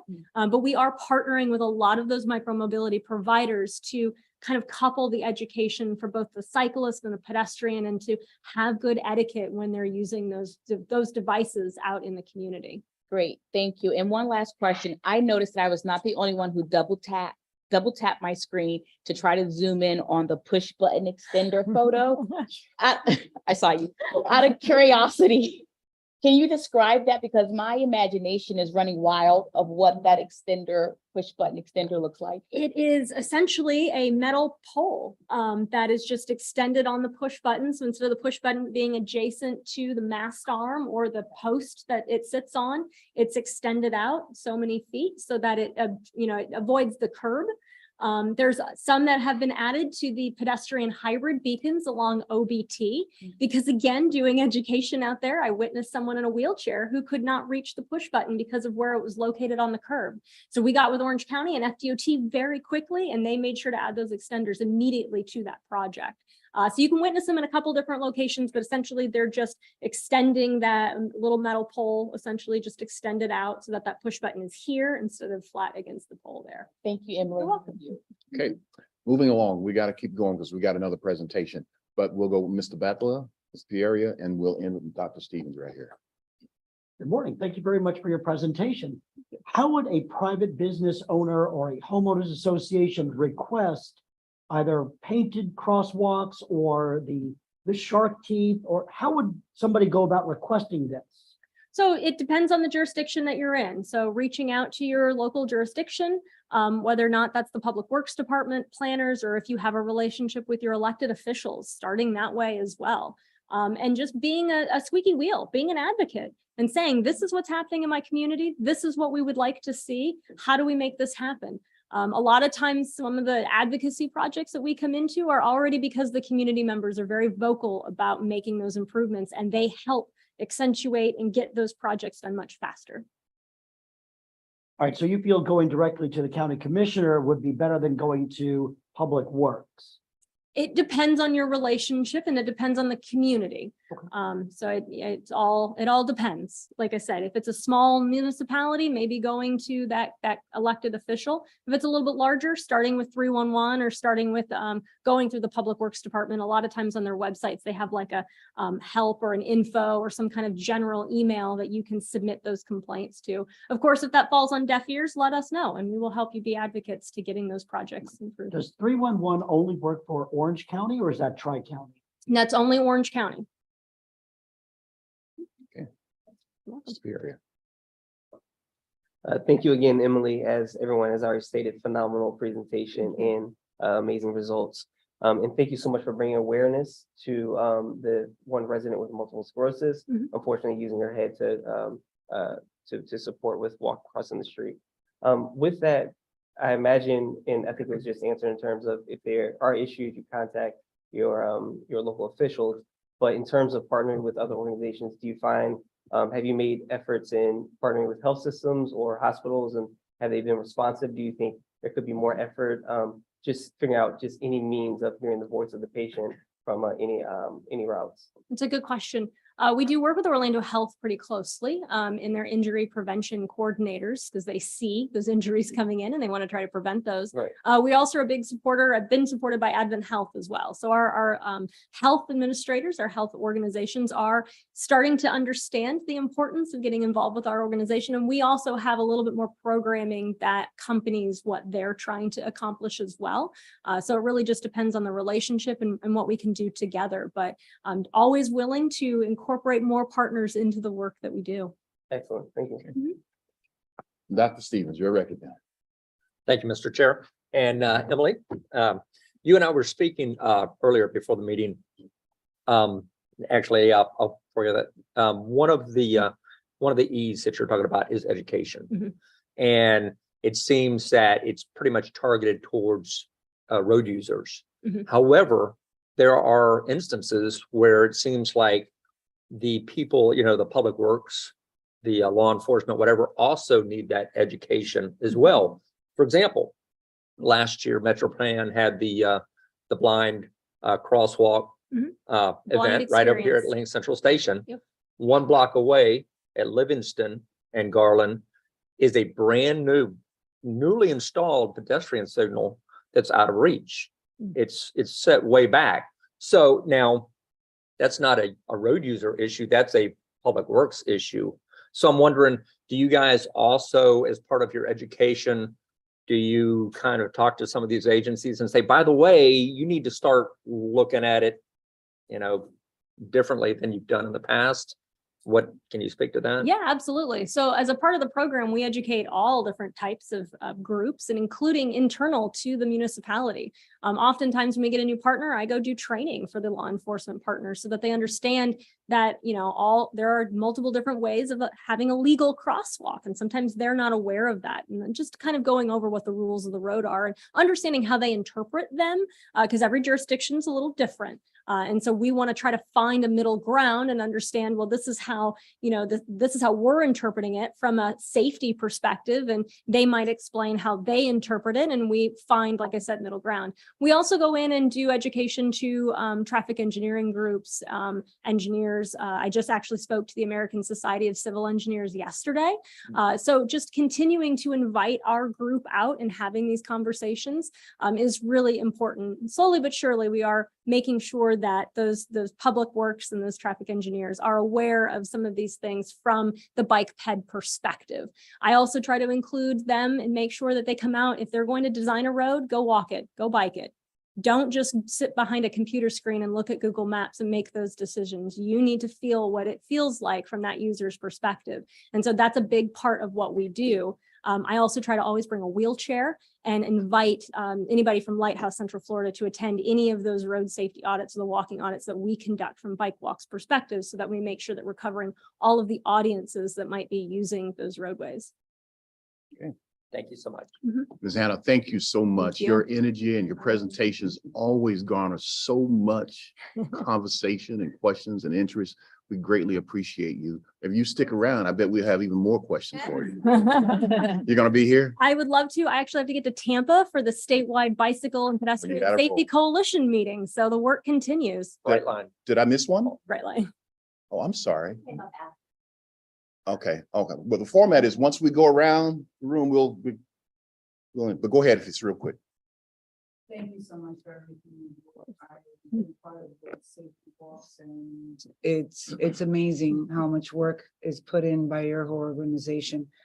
The last time I spoke to Miss Ronnie Woods, she explained that there was a limit on the budgeting of going out to certain events. We have several events that are going to be going on with the commission and different. And so I would love to know if they have put everything in place so Best Foot Forward can come out to the events that are going to be having kids, walkers, bikers for lakefront and all of the trails that we have in Osceola County. Absolutely. So just get with me after the meeting or send me an email of those events, and we'll make sure that we try to get some of those scheduled for the Awesome. next few Thank you months. so much. Thank you. Ms. Hannah, thank you so much. Thank you. Appreciate Great it. presentation. Our final presentation is Mr. David Cook of FDOT. He's going to give us an update on the Sunshine Corridor Rail Program. Mr. Cook, you have the floor and our attention. Right. Your microphone, Microphone. please. It's right in the center. That, the long button. There you go. Yeah. That's all. When it's red, no, when the red light is on, you're good. Okay. You're good. New technology up here. I'm David Cook with DOT District 5. I'm the District Rail Administration Manager, and I'm going to give you an update on the Sunshine Corridor. And first up, does everyone understand what the Sunshine Corridor is? No. Okay. So this is an overview map showing the Sunshine Corridor in red. And the corridor is envisioned to be a joint use corridor, essentially with intercity rail, passenger rail with Brightline, as well as commuter rail that would go out. Well, let me go through the alignment. So we come out of the airport heading to the west down the OUC spur. You would connect up over to the Sunrail corridor near Orange Avenue, continue north to Taft Vineland, and then continue west out Taft Vineland into the beach line right away, arriving at the convention center. Then you would continue to the west to I-4 and south to the South High Drive Station. Corridor is approximately 17 miles. The section that, and you'll hear me break up an FRA grant versus an FTA grant. The FTA grants are for commuter rail. The FRA grants are for intercity passenger rail. So the segment that you may be aware of from previously was there was a PD that was done between the airport and the Orange Avenue connection. So that was done several years ago. It's been on hold. It's a capital investment grant, and that was the Sunrail OIA connector. So we hold regular meetings with all the partners, our local government partners, as well as our private partners, and those typically happen weekly. The grant opportunities, as I was saying, with FDOT is not targeting the FRA grants this cycle. We weren't ready at this point. Brightline is continuing to move forward with looking to get to Tampa. So they're still looking to have additional grants in the next cycle. And so we would pursue those additional federal funding opportunities as they become available. We are working on an MOU, and that's kind of detailing some of the expectations within the corridor. So that's been presented to the working group and the steering committee, and we're receiving comments on that. And the intent is to address the right-of-way, access, dispatch, phasing, and costs. We're also conducting a ridership study at this point. We have been waiting for some additional information, and a passenger study was completed recently by Universal. So we have that information and we'll input that into our modeling. The FTA capital investment grants.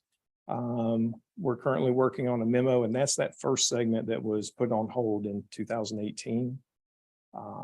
So we are working on a memo just to provide where we are with that. And there's several different options that we're looking at with that existing study that's been put on hold. So some of those potential options are to withdraw the application and go for a larger project, a larger section.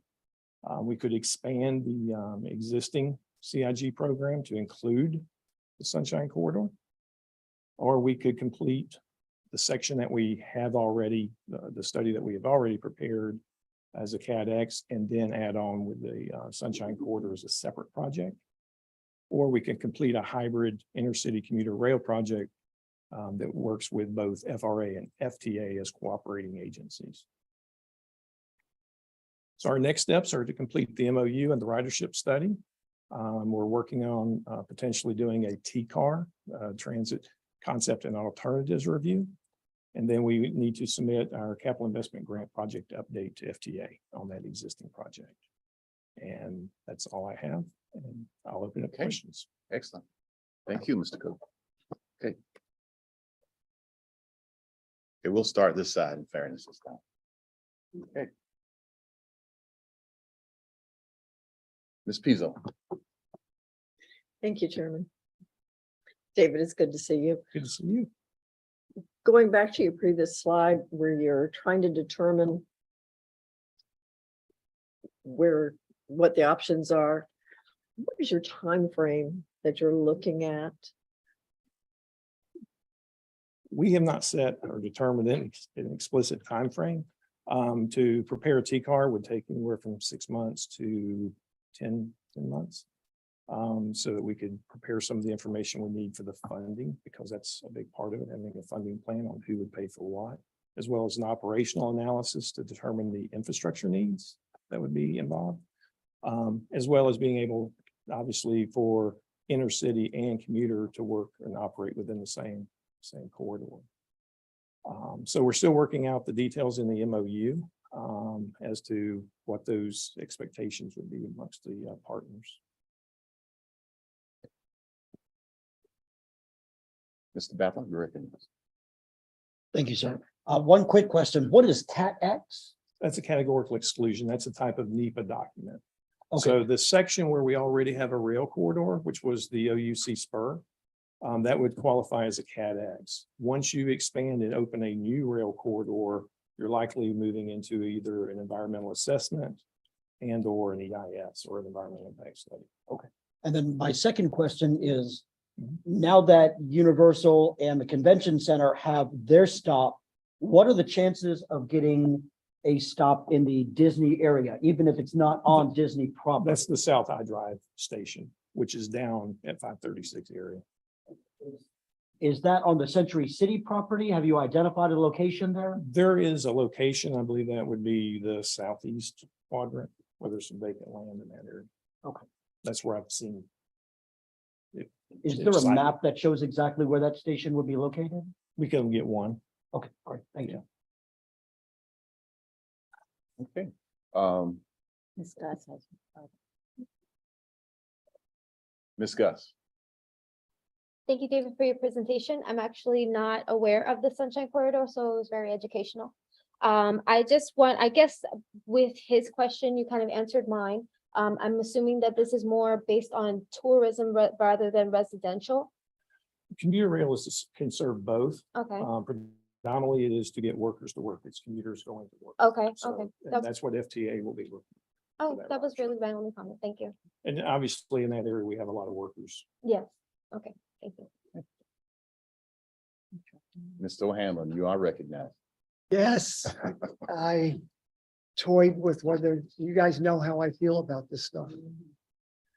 It's gonna be a really long answer, and it's nothing personal against you. Not too long now. We have to keep it. I understand. Nice to David. I know. I told him nothing personal against him. He's our guest. Okay. I'm going to relay a story that happened over Easter to get into, yeah, I understand. Go quick, go quick. So my family was arguing forever. My dad's had 2 strokes and a heart attack, okay? On who was going to go down to Port Charlotte to pick him up, to bring him to Oviedo for Easter. And I had some arguments with my sister because, you know, it's going to take at least 8 hours to go down, 4 hours to get him, 4 hours to bring him back. And then 4 hours to drop him off and 4 hours to come back, 16 hours. And my sister's saying, well, Tom, you're right there, you go get him. I said, Ellen, you can get him in the same amount of time as I can get him, even though you live in Denver. Because there's 4 hours for you to fly there, 4 hours to bring him up, 4 hours back. So I-4 is such a disaster that someone in Denver could get my dad in the same amount of time that I could. Okay, so where am I going with this? He's not in the best of condition, okay? However, Tesla finally released version 11 of full self-driving, okay? He got in a car and told him, drive me to Tom's house. And the car just drove him to my house. So none of us had to go pick him up. And I realized almost everybody in this room who's new here has probably never heard of this type of stuff. But it's real and it's out there today, okay? Now, are there special side roads or whatever for my dad to get here? No. Are they basically normal type of roads? Yes. Well, the cars can drive 100% on those roads. So we're talking months before these things can be turned into robo-taxis. And if my dad didn't have a Tesla, I would just tell my Tesla to go down there, pick him up and bring him back to my house. That would be scary. Once you're in, No, I mean, if I'm driving down the road and this car is just empty car driving down the road, hello. I understand that. And for any of you, because no one in this room has let their car drive them around. When believe it or not, when I'm at my house, I just say, drive me to Metro Plan. That's all I do. The car just takes me here. Now, it does not yet know how to navigate multi-level parking lots. So I had to park the car. Okay. So at least I get to do something. All right. Where am I going with this? And you guys have heard this before. Elon's going to make these little minivans, 10, 12, 14 people, and they're going to replace all the trains, all the buses, everything. And they're almost going to be free to drive because they're so cheap. So I realize we're putting in these trains and everybody. And if you look at history, that's a great thing to do. Okay, but I'm telling you, full self-driving is going to be here this year, and you're going to have all of these vehicles driving around with nobody in them with almost zero costs. And you guys are all going to have to compete with that. And, you know, we had the presentation from Sunrail here. It's $45 a ride for somebody to get on that train. It's going to be about, I don't know, 90 cents for somebody to get in one of these little passenger vans that take you there. Just keep that thought in the back of your mind and find out where the technology is today. Because it just kills me to see us wasting money on such dinosaur technology. That was brief, right, Bill? Did I do Mr. that? Cook, Mr. O'Hanlon is just very passionate about that subject. Absolutely. Okay. Ms. Mott. Thank you, Mr. Chairman. Thank you, Mr. Cook, for sharing that insightful information. I have 2 quick questions, and I'll make them quick. You mentioned grants. Can you, I think you said 2 different grants. Can you expand on the distinctions of the distinction of the grants, please? The FTA grants, those are for commuter rail.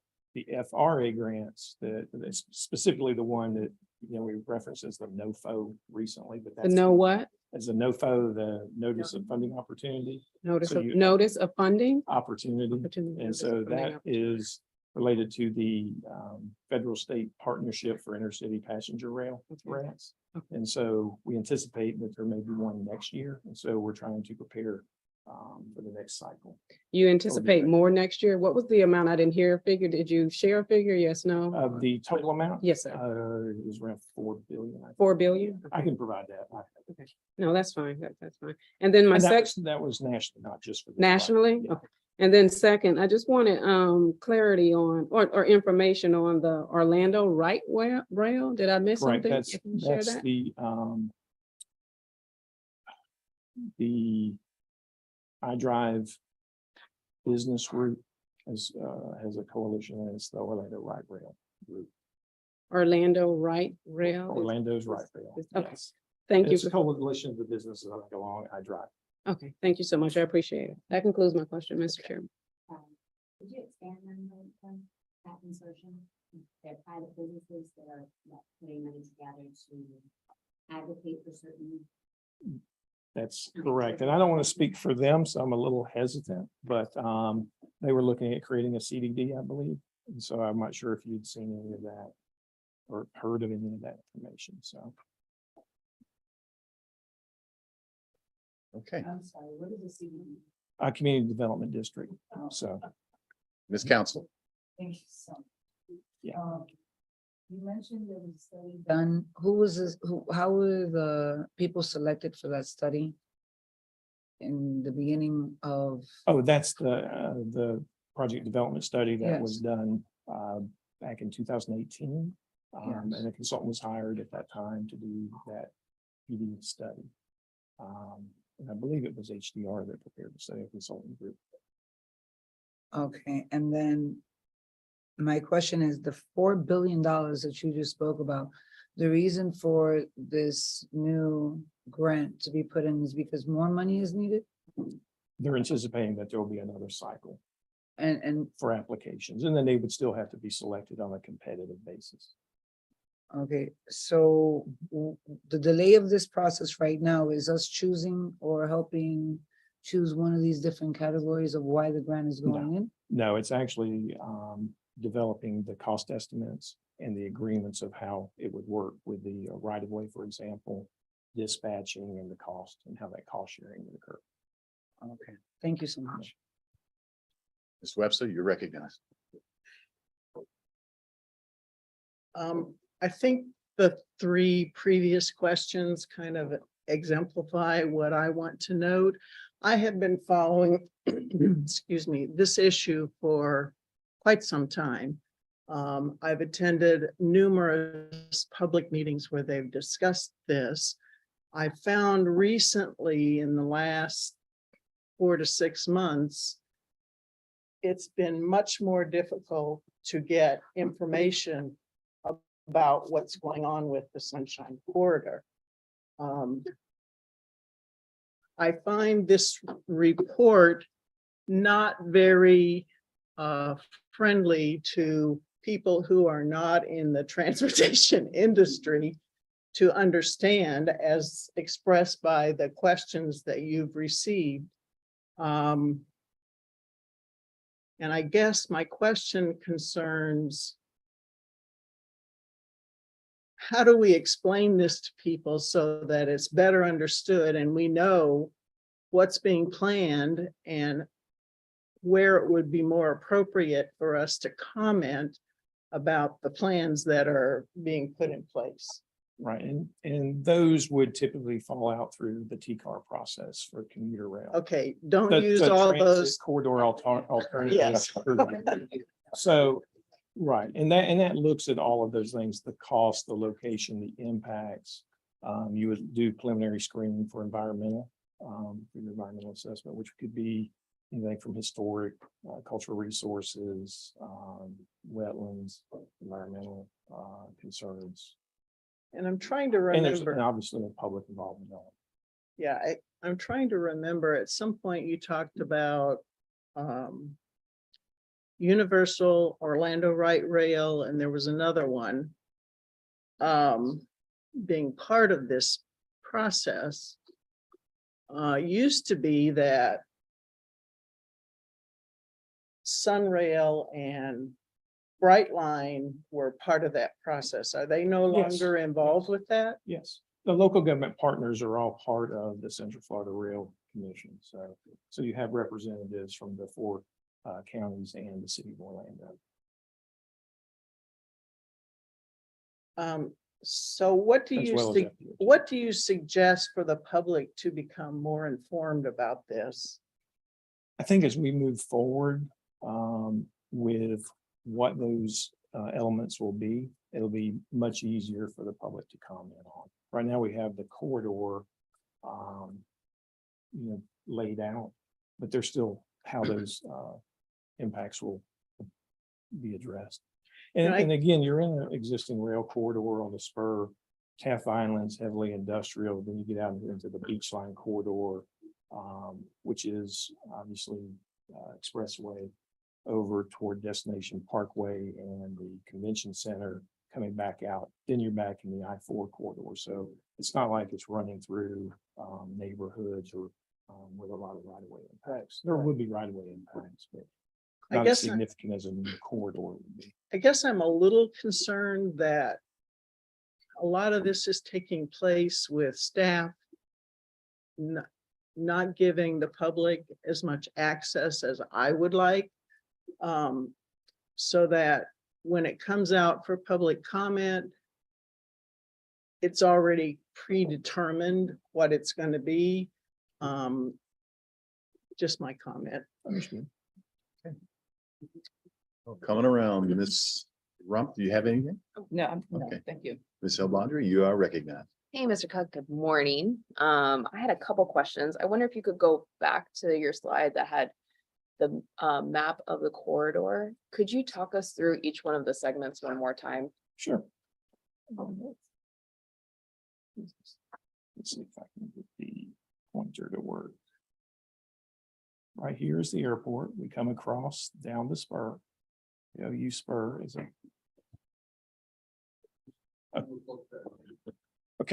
We come out of the airport, come across Boggy Creek Road, down the OU spur to the Y, which is where we turn under Orange Avenue and come up through this area, which is along Orange Ave to Taft Island, down Taft Island out into the beach line right away to a station that would be located near the convention center, come out to the I-4 right away, down the South I Drive to a South I Drive station that would be proposed there. Most likely segmented for, you know, if it were to become fundable, so. Or to make it fundable. See, sorry about that. So you would end up the section that was, sorry, hit the wrong button. And then, Mr. Cook, as you're talking through that, can you kind of talk about what the grants would do along this corridor? Like, what is the purpose of the FRA grant, for instance? Okay, the FRA grant would be for intercity passenger rail, so that Right. would, right, What's and the that would be along the entire corridor. Okay. That would be to get the intercity passenger rail bright line Mhm. out of the airport and toward Tampa. And Perfect. their corridor, I think, is another 83 miles down to Tampa. And the FTA grant? The FTA grant would be commuter rail, and Mhm. so that would be to get commuter rail, like Do you mind- Sunrail. That would be ultimately Where- the entire corridor as well. Where would the Sunrail connection be? So the Sunrail connection will be at the airport. Okay. So you come to the airport. You would connect up to the main line. Okay. And then you could continue up and potentially out to the convention center. And then potentially a third segment down to South I Drive. So is the idea potentially that But you would would it be a also have Sunrail conne- train or a Brightline train? There would be both. So along the entire corridor? Correct. Okay. Correct. It'd be a shared corridor with potentially shared infrastructure if possible. Okay, So sorry, I just hear, That's okay. I feel like I hear a lot of the people other element saying, to "Oh, I didn't this would be realize the that." connectivity. And the other element would. The other element would be connectivity to downtown, so that you could get to the airport as well as from the Kissimmee area. Great. out I to the think when airport most people imagine. With those multiple stops. Yeah, I think when most people imagine the Sunshine Corridor, their thought was, this is just Brightline. A privately owned train that is taking itself from the airport across the state to Tampa, stopping at Universal or whatever. I think for a lot of people, there's less conversation about how this could potentially be a shared corridor with Sunrail, Right. not just you're a Sunrail commuter that happens to have on a Brightline And, train. and funding is a big element of that. Right. So with that said, could you talk about who's involved in your working group? It's a large working group. It's representatives from the multiple agencies, you know, Orange, Osceola, Seminole, Volusia, as well as City of Orlando. And then there's representatives from Universal, Brightline, Disney's on those. Orlando's Right Rail, And is FDOT the convener for that working group? facilitating. Great. Would you consider federal partners joining in on that conversation? for instance, congressional members and their offices. Yes. Okay. Appreciate that. Yes. All right. Thank you. That's the conclusion. Well, Mr. Cook, thank you so very much for being here with us. Thank you. Okay. Yep. Okay. What's that? It came up when she asked the question that she did. I have a question. Is there gonna be 3 trains on that same corridor, the Amtrak, Microphone. the Bright Line? Microphone. Is there gonna be 3 trains on that same line, the Amtrak, the Bright Line and the Sunrail? That's part of the operation plan would be to look at how many sets of tracks you would need to accommodate the different movements, yes, or the different trains. So yes, all 3 will be there so far. at Right this now, point. we haven't had conversations with Amtrak about that. Okay, So, Okay. thank you so much. As I was starting to say, thank you so much. thank you. I think we really are living in interesting times Yes. with all that's going on.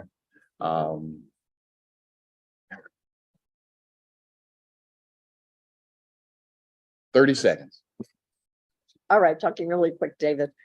If Brightline is sharing the rail, existing rail of Amtrak and everybody else in the country in this one little section. I didn't exactly say that. Okay, I'm still 30 seconds here. If that were to happen, is that rail viable? And is Brightline still going to be at considered a high-speed rail? That's part of the consideration in the corridor. So, yeah, you would likely end up with different sets of tracks for each of the different users Or upgrade existing? Thank you. within the corridor. Mr. Hook, can you stick around for a minute after the meeting? Sure. I've already missed my train. We've got a lot. It's a very interesting subject personally, I think, and you got a lot of Well, and passion there are about different things. And there are lots of interest in that. I understand. So, but we thank you so much for coming and sharing with us today. Thank you so much for being here. Okay, that concluded our presentations. There are several items on the general information in tab 4 of your agenda packets. Our next in-person CAC meeting will be May 24th. And the rest of the meeting dates are also in there, but do me a favor right now, write these dates down. May 24th, June 28th, August 23rd, October 25th, and the adjustment date in December is December 6th. Okay, that's the rest of the meetings for the rest of the year. They are in the packets, but I think if we have them in 2 places, we'll surely be on top of it. And we ask that you please RSVP so we don't sweat about whether or not we're going to have a quorum for the meetings.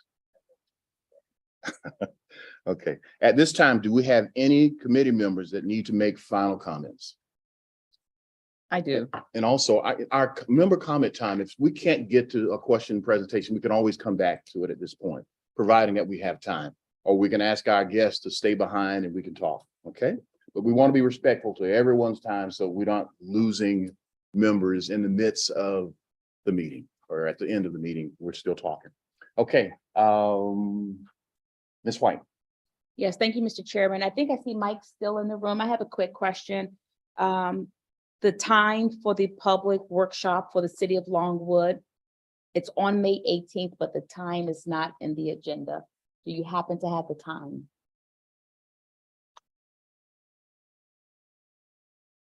Yeah, actually, I'm not sure what workshop you're talking about. Yes, City of Longwood, Complete Streets on May 18th, City of Longwood. Oh, okay. We got information from the city on that. I don't know it off the top of my head, but I will forward that to you. Thank you. 5:30? Thank you. Mr. Mueller. I'll be real brief. Ms. White, you sparked my conversation here, and as passionate as he is about his autonomous vehicles, I am about bikes and micromobility. So I'm adding micromobility to that now, because it's not just bicycles anymore. It's micromobility. It's not really even just micromobility, it's electrified micromobility. And I'll just give you just a little brief story. I was out running on Saturday and I run around UCF and I stopped a student who was on a scooter. And I asked him, I says, why are you riding a scooter? And he says, well, it's how I get to class and back. And you gotta understand, students can't take bicycles into the UCF managed apartments. They can't take bicycles into the classroom. So I said to him, well, why don't you ride a bike? Knowing pretty much what I thought the answer was going to be, but his answer was kind of unique. He said to me, well, a bike is like a car. You have to park it. That was really profound to me because what he can do, anyone heard of Unagi? Anybody? Unagi? It's a bike scooter rental that you can get online and you can rent the scooter for $50 a month and it folds up. It'll go 20 miles an hour. It'll go 20 miles and it'll fold up and you can plug it into a wall outlet with a phone charger. Okay. So that's where that's where you're talking about technology. That's where this is going. So we got to start thinking about that. And I did a little study on UCF. I just sat there for about 30 minutes and watched all the micromobility devices, bikes and everything. 50% of them were electrified skateboards or scooters. Okay. And it's happening on the trails. It's happening downtown. It's happening everywhere. So just bringing that to your attention and something we need to start thinking about. We are in interesting times for sure. Mr. O'Hanlon. I'll be quick. I know what I said is so unbelievable that basically nobody in this room believes what I said. I agree with you. Because somebody would have asked me the question, my dad's 90 years old. What happens to him if he falls asleep? He does not have one of those Amazon 5-pound weights you put on the steering wheel so the car drives anyway. And that's why you see everybody sleeping going to work in California. The car says it'll warn him, you better wake up or whatever. And if it doesn't, the car just slows down, pulls up on the side road and just stops. And then when he wakes up, he can just tell the car, continue the trip because I have to touch the steering wheel every few minutes to prove someone's sitting in the driver's seat. That's what it takes for these cars. And it's here today. There's 1 million of these cars out there. And by the end of the year, they're driving totally by themselves and you can have driverless buses, driverless everything. And they cost almost nothing. Ms. Mott. Thank you, Mr. Chairman. I had a comment, a question in reference to Mr. Wilson's presentation earlier. So if he could, at your direction, if he could approach the mic, I'd appreciate it. Mike, I just wanted to comment, to question, you had mentioned something in your presentation in reference to, I think you said Australia being more deliberative into how they display the graphicness of the stuff. And I can tell you, just watching that video, it was extremely impactful to me. Now, when you compare, you said comparing them to the US, we tend to be not as graphic. Is that intentional on our part to not be so deliberative? Because there is great benefit to displaying the true impact of our. Yeah, I just know that, generally public service announcements are done by government agencies and they're just in the US are, they're just less aggressive, less willing to shock people. Whereas I know in Europe, and that was Australia. Oh, it was Australia. Yeah, Europe is certainly noted for that as well. Yeah. Well, just my opinion, we need to give consideration to delivering something like that because it drives the point home. It definitely hits you. I mean, even for me, it was a bit scary also, but it causes you to pause. It definitely does. Well, actually, other thing I would share is, so I presented this to our vulnerable users group a couple weeks ago, and our representative from the city of Orlando said that she tried to view that video through the city's network, and it wouldn't allow her due to really content. Really, because there's YouTube and it's flagged, and so there's things we need to weigh. Well, thank you for sharing that. And I mean, to the authorities that be, at some point, we should really give some serious consideration to delivering something that's that in direct, whatever too. And I understand being mindful to the sensitivity of you know, of it as well, but But I think the more important thing is for people to understand the down. profound difference in small amounts of speed change can do. And that's really where the math comes in and how do you communicate that in an effective manner? And I think you can do that without the shock value.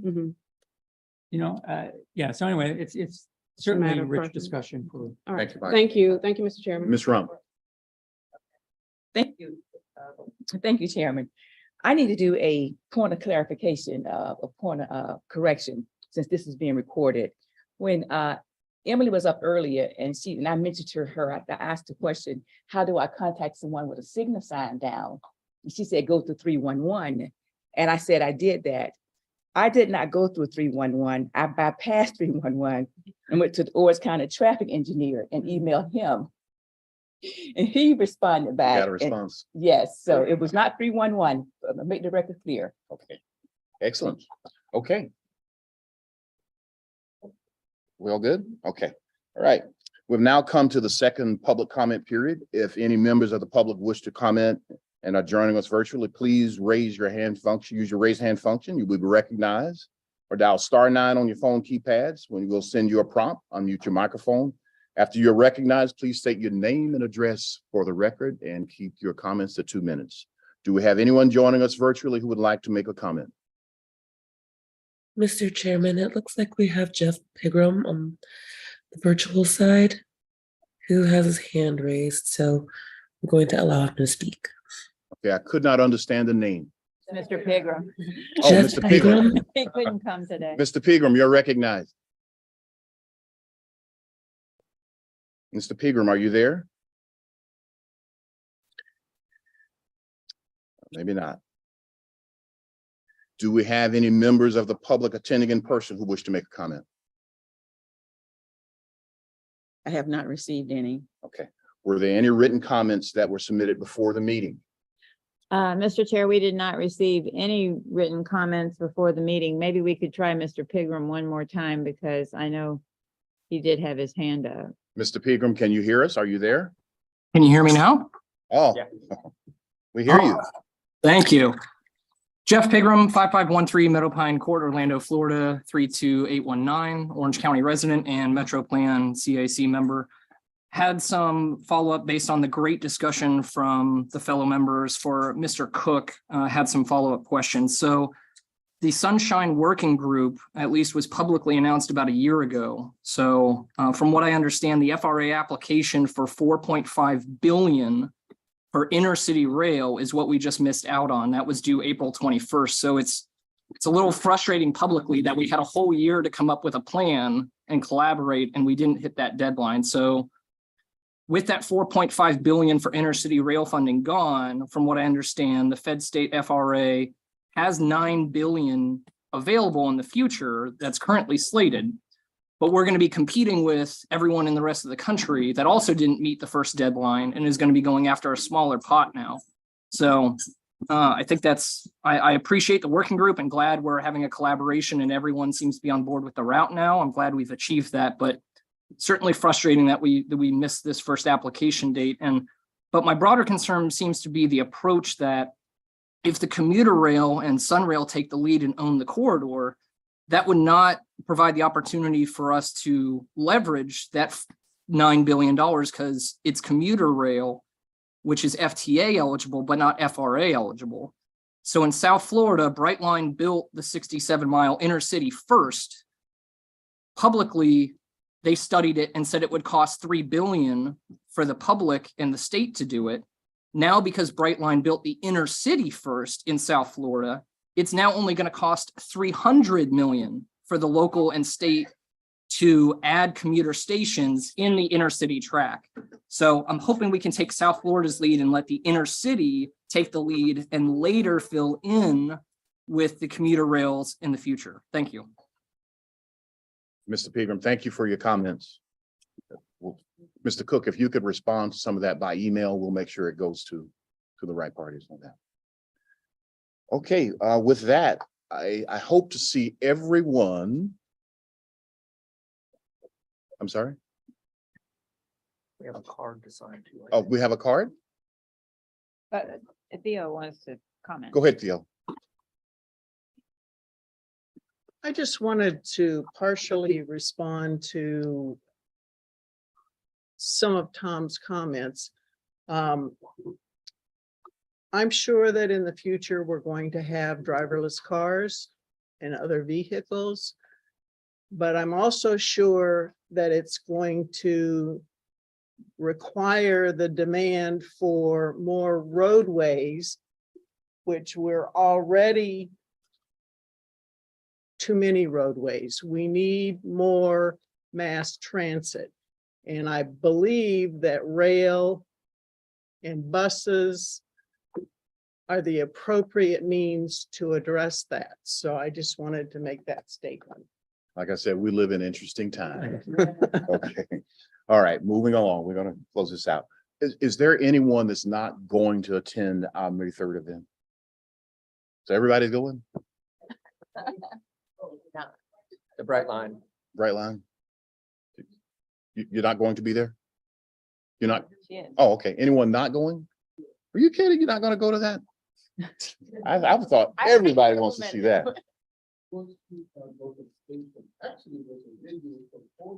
The videos are incredible. Yeah. And for those that can't go to the station, there's an excellent video in that. Yeah, I'm as passionate about the trains as the bike riding and the autonomous vehicles. So I think it's exciting that we've got that going.